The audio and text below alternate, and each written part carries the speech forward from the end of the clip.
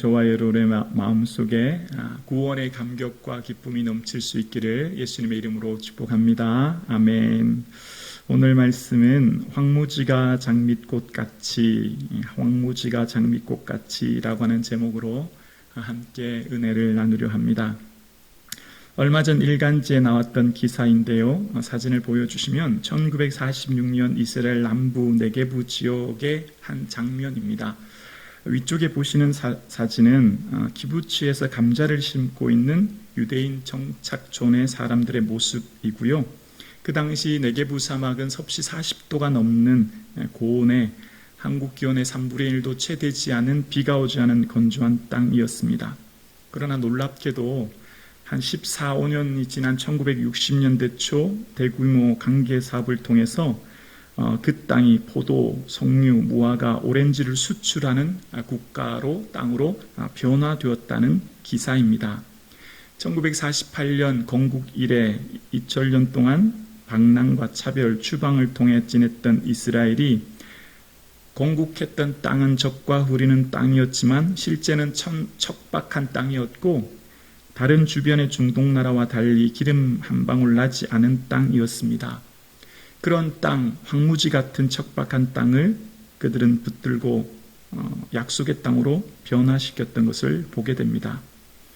오늘 일부 예배 드리시는 사랑하는 성도님들의 삶의 자리가 혹 거친 황무지와 같은 부분이 있을지라도 하나님께서 주시는 믿음으로 장밋꽃같이 피어나는 역사가 있기를 예수님의 이름으로 축복합니다. 오늘 본문 내용이 요셉 자손이 분배받은 내용에 대해서 여호수아가 요셉 자손을 향해서 15절에 보면 살림에 올라가서 스스로 개척하라, 이제 그런 이야기를 합니다. 왜 이런 얘기를 했냐면 요셉 지파 에브라임과 므낫세가 우리는 큰 민족인데 어떻게 한 분깃만 주십니까? 이제 그런 얘기를 14절에 했기 때문이에요. 그들에게는 요셉 자손으로 인하여 이스라엘 온 백성이 구원받고 오늘과 같이 강성한 민족이 되었다고 하는 나름의 자부심이 있었기 때문이었고, 그래서 그들은 두 몫을 받아야 되는데 한 분깃만 받았다고 하는 것에 대해서 이제 여호수아에게 불평하듯 이야기했기 때문입니다. 그들이 여호수아에게 얘기하는 14절의 장면을 보면 내게라고 하는 단어만 4번을 반복해서 나오는 것을 보게 되어요. 내게라고 하는 단어 속에 자기들의 자부심을 넘어 자만심이 드러나는 것을 보게 됩니다. 자신들은 특별한 지파라는 거죠. 그런데 여러분 아시는 것처럼 이스라엘의 땅 분배의 원칙이 무엇입니까? 제비 뽑으면 인구수가 많은 지파는 많은 땅을, 적은 수는 적은 땅을 얻게 된다고 하는 것이 대원칙이었습니다. 제비는 사람이 뽑으나 모든 일을 작정하기는 여호와께 있느니라 라고 하는 잠언 16장 말씀처럼 하나님께서 각각의 지파에 맞는 땅을 주신 거죠. 각각의 지파에게 딱 알맞는 땅을 주신 거예요. 그런데 오늘 에브라임과 므낫세는 자신들이 얻은 땅이 좁고 작다라고 이야기하는 겁니다. 자, 그럼 정말 그들의 받은 땅이 좁고 작은 땅일까요? 에브라임과 므낫세의 인구를 합치면 민수기의 2차 인구조사 당시에 약 8만 4천 명 정도가 되어요. 에브라임과 므낫세 두 지파를 합친 인구 말입니다. 그런데 여러분 아시는 것처럼 요단 동편의 므낫세의 절반의 인구는 이미 땅을 얻은 거죠. 약 2만 5천 명 정도가 이미 요단 동편의 땅을 얻은 거예요. 그러니까 거기에서 2만 5천 명, 8만 명, 4천 명에서 그 수를 빼면 5만 8천 명이 돼요. 그러니까 지금 현재 에브라임과 므낫세의 인구는 5만 8천 명이에요. 근데 그 인구가 많은 인구일까요? 아닙니다. 더 많은 이사갈 지파 같은 경우에 보면 6만 4천 명이 넘어요. 그런데도 불구하고 이사갈 지파는 에브라임과 므낫세 지파보다 훨씬 작은 땅을 얻었어요. 이사갈만 그런 게 아니에요. 단 베냐민, 스불론 같은 지파도 인구에 비해 매우 작은 땅을 얻었거든요. 그런데 어떻습니까? 에브라임과 므낫세 지파는 아직 7개 지파가, 이 다음 장에 7개 지파가 이제 땅을 얻는 게 나오잖아요. 아직 다른 지파가 땅을 얻기 전에 자기들이 먼저 땅을 얻게 되었고요. 뿐만 아니라 자기들은 이미 요단 동편에 땅을 얻어놓은 상태고요. 또한 자기들은 원래는 한 지파, 요셉의 한 지파였지만 두 지파의 반열에 올랐으니 그들은 지금 사실 하나님 앞에 간청하기보다 감사해야 되는 상황이거든요. 그런데 그들이 간청하기보다 감사하지 못하고 오히려 하나님 앞에 더 원망하듯 간청하는 이유는 뭘까요? 그들의 생각에 인생의 행복이 부요함에 달렸다고 생각했기 때문이에요. 참된 행복이 부에 달려있지 않고 말씀의 순종이 있다라고 오늘 본문은 우리에게 말씀하고 계십니다. 다시 말씀드릴게요. 참된 행복이 부요함에 있지 않고 말씀의 순종함에 있다라고 하는 것을 오늘 본문이 우리에게 말씀하고 계세요. 왜 그럴까요? 에브라임과 므낫세는 더 넓고 더 기름지고 더 큰 땅을 얻으면 행복할 거다라고 생각했고 그들은 땅의 위치와 크기가 매우 중요하다고 생각했어요. 그런데 여러분 어떻지요? 이스라엘 백성들의 역사를 우리는 이미 다 보고 있잖아요. 이스라엘 백성들의 역사의 마지막이 어떻습니까? 그들은 이방 나라에 의해 멸망하고 이방 땅의 포로로 잡혀갑니다. 그들이 땅이 부족해서일까요? 기름진 땅을 얻지 못해서일까요? 그들의 곡식과 가축이 부족해서입니까? 아니에요. 그들이 부요함이 부족해서 부의 문제가 아니었어요. 그들이 나라가 어려움을 당하고 이방에 끌려간 이유는 하나님을 온전히 의지하지 못했기 때문이에요. 하나님을 온전히 순종하지 못했기 때문이죠.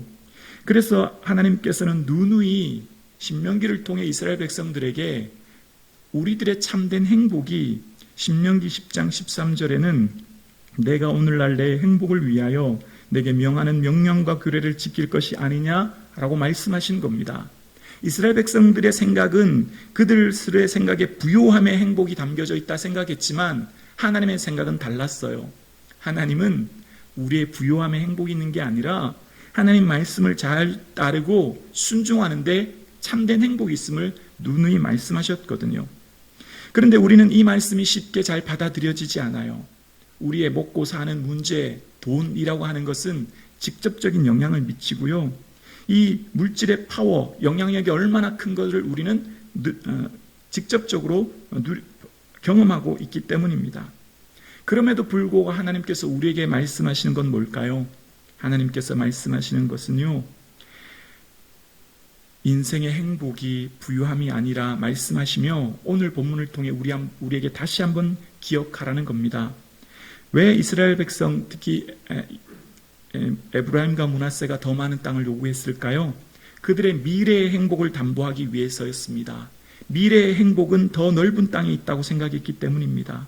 그러나 행복한 미래는 부요함에 있지 않고 하나님을 잊지 않은 것에 있다는 것을 기억해야 합니다. 미래의 부요함을 결정하는 것은요, 미래의 행복을 결정하는 것은 현재의 부요함에 있는 것이 아니라 하나님을 잊지 않은 것이라는 거예요. 사실 에브라임과 므낫세가 얻은 것은요, 다 은혜로 받은 겁니다. 그들이 한 것이 무엇인가요? 아무것도 없어요. 그 조상, 그들 스스로가 만나려고 택했나요? 아니죠. 그들이 만난 조상 요셉 지파로 조상이 후손이 된 것은 전적인 하나님의 은혜고, 지금 그들이 누리는 모든 것은 그들의 모든 삶의 공로가 아무것도 없는 거예요. 그러니까 전적인 은혜인 거죠. 그렇게 은혜로 받은 이스라엘 백성들에게 하나님께서 신명기 6장 10절을 통해 이런 말씀을 하셨습니다. 내 하나님 여호와께서 내 조상 아브라함과 이삭과 야곱을 향하여 내게 주리라 맹세하신 땅으로 너를 들어가게 하시고 내가 건축하지 아니한 크고 아름다운 성읍을 얻게 하시며 내가 채우지 아니한 아름다운 물건이 가득한 집을 얻게 하시며 내가 파지 아니한 우물을 차지하게 하시며 내가 심지 아니한 포도원과 감람나무를 차지하게 하사 내가 배불리 먹게 하실 때에, 우리 12절 함께 읽어볼까요? 너는 조심하여 너를 애굽 땅 종되었던 집에서 인도하여 내신 여호와를 잊지 말고, 13절이요, 내 하나님 여호와를 경외하며 그를 섬기며 그의 이름으로 맹세할 것이니라. 아멘. 얘들아, 너희들이 가나안 땅 들어가는 거 은혜야. 건축하지 않은 성읍, 파지 않은 우물, 심지 않은 과일을 먹게 될 건데 은혜로 들어가는 가나안 땅 꼭 기억해야 된다. 은혜로 들어가는 가나안 땅에 그 가나안 땅에서 받은 은혜를 잘 지키는 것, 받은 복을 잘 유지하는 것, 미래를 지키는 힘은 하나님 잊지 않은 것이다. 하나님을 잊어버리면 우상을 섬기게 되고 결국은 너희들의 인생이 파멸에 이르게 된다라고 하는 것을 모세를 통해 이스라엘 백성들에게 설교한 내용입니다. 그러나 에브라임과 므낫세 지파는 더 많은 땅, 더 기름진 땅을 얻으면 미래가 행복해질 것이라고 하는 착각을 가지게 된 것이죠. 그러한 상황 가운데 있는 에브라임과 므낫세 지파를 향해 자기가 속한 지파가, 여호수아 자기 자신이 속한 지파가 에브라임 지파 아니겠습니까? 나이가 많이 든 여호수아는 얼마나 이런 모습을 보고 마음이 답답했겠습니까? 자, 그런 상황 가운데 이제 여호수아는 15절에 제안을 하게 되어요.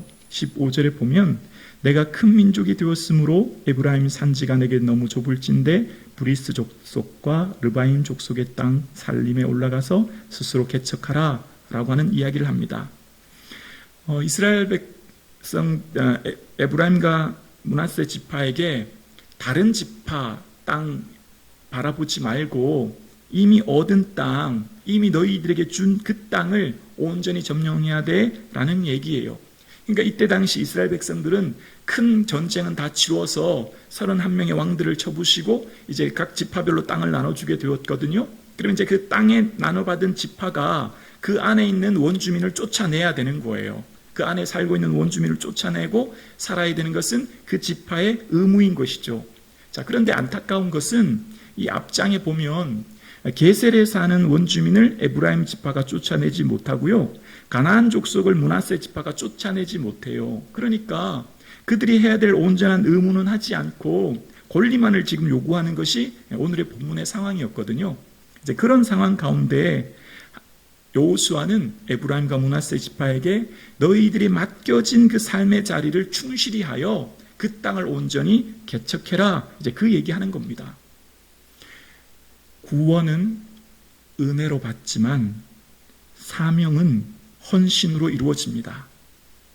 우리가 받은 구원은 은혜로 이루어집니다. 왜냐하면 우리의 공로나 노력으로 얻을 수 있는 것이 아니기 때문이에요. 가나안 땅 들어간 것은 전적인 하나님의 은혜입니다. 그러나 그 가나안 땅 들어가서 지파별로 땅을 온전히 차지하는 것은 그들의 사명은 헌신을 통해 이루어지는 거예요. 오늘 우리의 삶 가운데 받은 구원은 전적인 은혜입니다. 그런데 각자 구원받은 백성들에게 하나님께서 원하시는 성도들에게 주신 사명이 각각 있습니다. 김부기 목사는 김부기 목사에게, 오늘 예배드리시는 권사님은 권사님에게, 장로님은 장로님에게 하나님의 사명이 있는 거예요. 근데 그 사명은 저절로 이루어지는 게 아니에요. 어떻게 이루어질까요? 헌신으로 이루어지는 것입니다. 하나님 앞에 부단히 애씀으로 하나님 내게 주신 그 사명을 부여잡고 내가 희생하며 믿음으로 나아갈 때 그 사명이 성취되는 것입니다. 그러니까 스스로 땅을 개척해라 라고 하는 이 개척이란 말은 원어의 뜻은 이 창조라는 단어, 태초에 하나님이 천지를 창조하셨다라고 할 때 그 단어를요 오늘 쓰고 있는 거예요. 창조라는 바라의 능동형 베레타라는 단어를 쓰는 거예요. 그래서 너희들이 그 땅을, 이 황무지와 같은 땅을 옥토로 변화시키고 개간해서 만들어내라는 거예요. 사명 주신 하나님께서 우리에게 그걸 할 수 있는 힘과 능력 주시고 삶의 자리를 변화시키고 삶의 자리를 하나님 나라로 만들어가는 것, 그것은 우리의 몫이라는 거예요. 그 몫을 주신 하나님은 그냥 보내지 않고 힘과 능력을 주신다는 거예요. 그러니까 지금 에브라임과 므낫세 지파에게도 살림에 올라가서 그 땅을 개척하라 할 때 여호수아는 그들이 그만한 능력이 있음을, 그들에게 있는 잠재력, 그들에게 있는 믿음의 시야를 들어 하나님을 제한하지 말고 순종함으로 나아가라 말하고 있는 겁니다. 그렇습니다. 오늘 일부 예배 드리시는 사랑하는 성도님들, 우리의 구원은 전적으로 하나님 은혜로 받은 것입니다. 그러나 동시에 저와 여러분이 이 땅에서 이루어야 될 사명은 헌신과 희생으로 이루어집니다. 하나님께서 각자 삶의 자리에서 살아내야 될 사명은요 저절로 이루어지는 게 아니라 하나님 앞에 기도하고 또 엎드리고 간구하고 믿음으로 나아갈 때 이루어지는 거예요.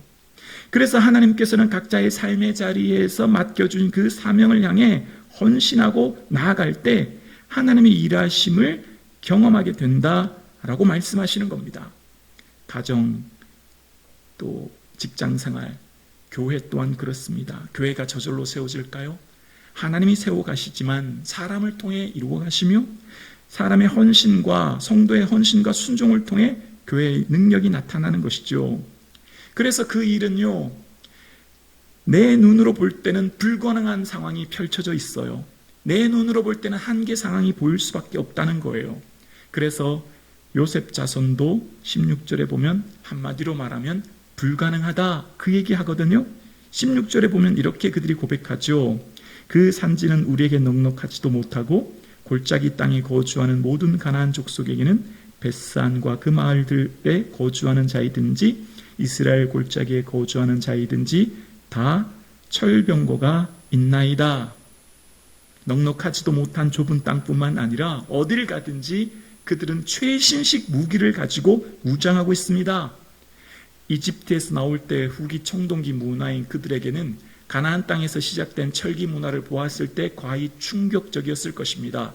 재래식 무기와 핵무기의 싸움이기 때문에 이것은 도저히 전쟁으로 승리가 불가능한 상황인 거예요. 자, 지금 그들의 눈에는 뭐가 보여요? 다 철병거가 보이는 거예요. 하나님께서 맡겨주신 사명을 이루기 위해서는요, 불가능한 것 투성이에요. 하나님께서 저와 여러분을 이루라고 하신 그 사명의 자리를 보면요, 너무나 힘들고 어려워요. 하나님 왜 나를 이곳에 보내셨는지, 하나님 나를 왜 이 가정, 직장, 교회, 내 삶의 자리로 보내셨는지 이해가 안 될 때가 많고, 뿐만 아니라 철병거와 같은 문제들이 너무 많은 거예요.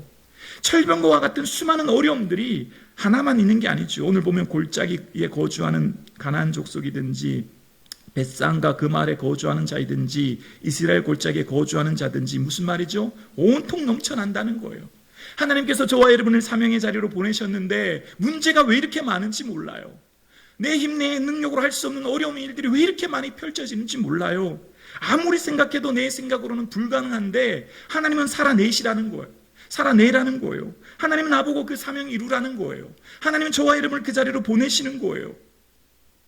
그런데 우리가 기억해야 합니다. 하나님께서 보내실 때는 그냥 보내신 게 아니에요. 능력을 주신 것이죠. 은혜 주신 거예요. 감당할 힘을 주신 거예요. 그리고 기억해야 되는 것이 있어요. 하나님 보내신 사명의 자리에서 늘 거대한 철병거를 만나면 먼저 과거에 베푸신 하나님 은혜를 바라보아야 합니다. 자, 여러분 보세요. 지금 이스라엘 백성들이 철병거 처음 만났을까요?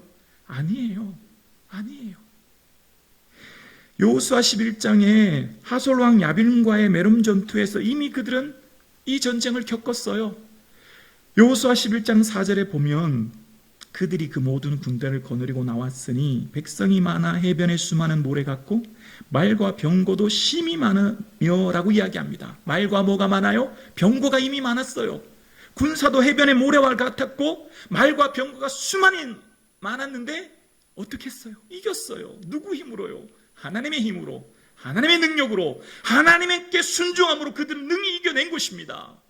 하나님께서 저와 여러분에게 만난 그 철병거의 문제요, 과거의 은혜를 기억하면 능히 이길 수 있는 거예요. 과거의 은혜 베푸셨던 하나님 생각해 보세요. 과거에 우리가 그 문제 어떻게 이겼나요? 내 힘으로 도저히 문제를 해결할 수 없을 것 같은 그 문제 지나고 와보니 다 이겨낸 거예요. 해결된 거예요. 누가 하셨나요? 하나님이 하게 해주신 거예요. 내가 한 건 아무것도 없더라는 거예요. 그렇습니다. 우리의 삶 가운데 만난 그 철병거의 문제요, 염려하지 않으셔도 돼요. 걱정하지 않으셔도 돼요. 나는 무능하나 하나님은 능력 있고, 나는 연약하나 하나님은 강하기 때문에 하나님은 함께 하시면 못할 것이 없는 줄로 믿습니다. 아멘이시죠? 이 믿음 붙들고 오늘도 살아갈 수 있기를 원합니다.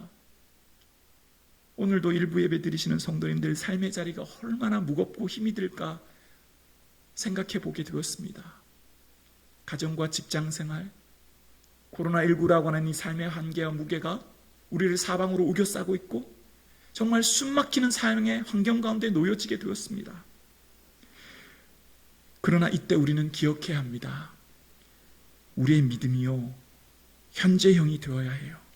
어제의 하나님, 어제의 능력의 하나님을 기억하지 말고 오늘의 하나님을 기억해야 돼요.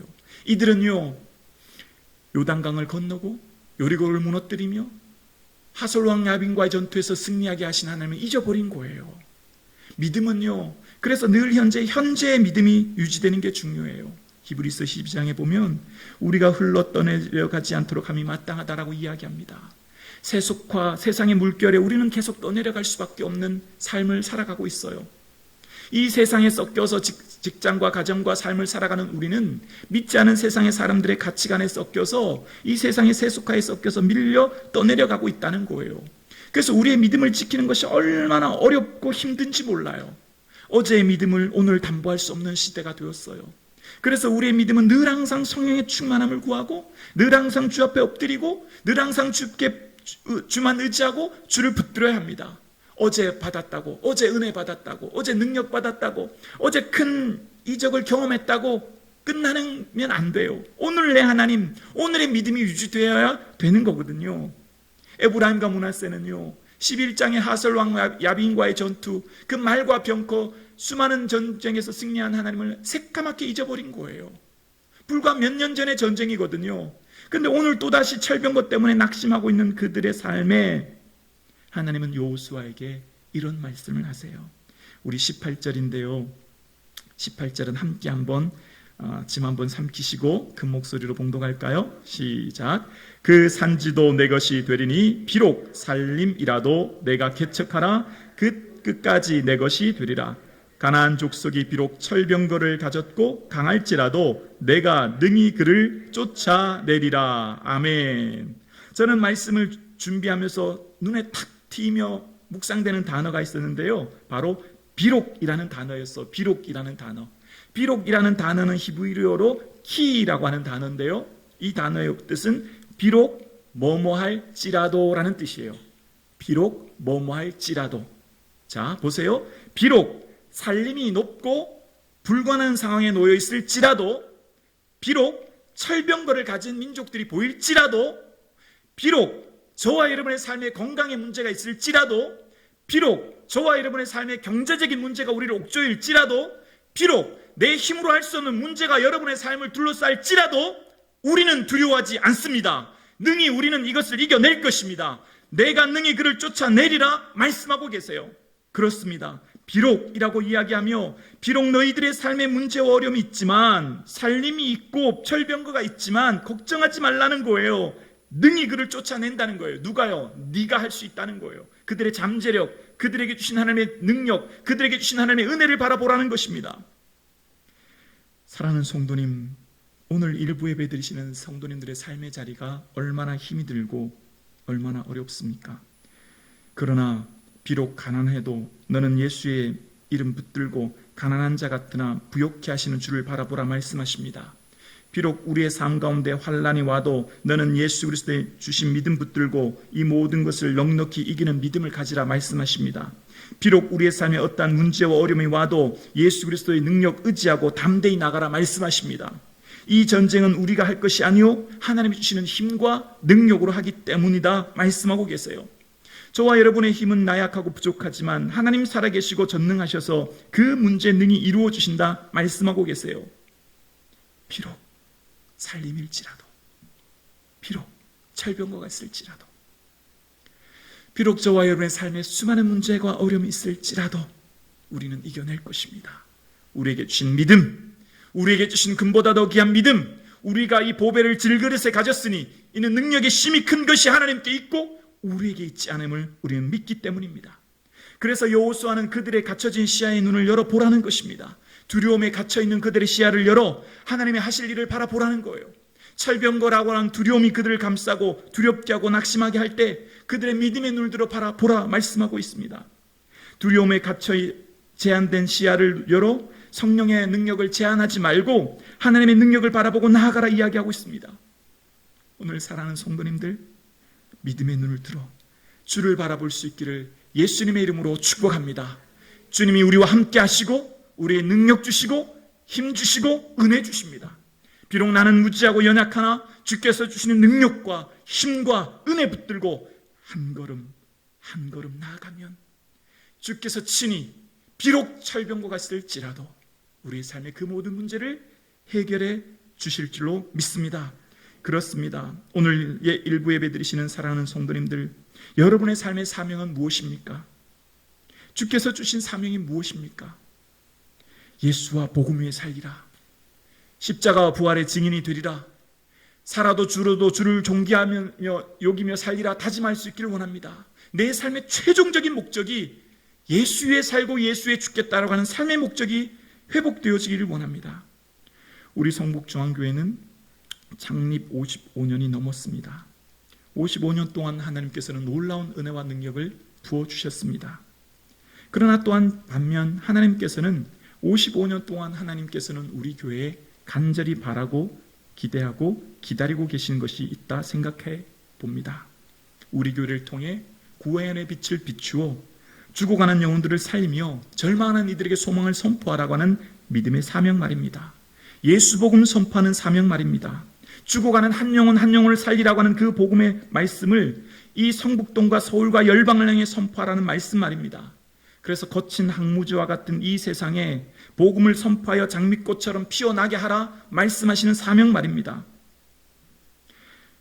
양해하고 들어주세요. 제가 예야했던 내야를 또 하고 또 합니다.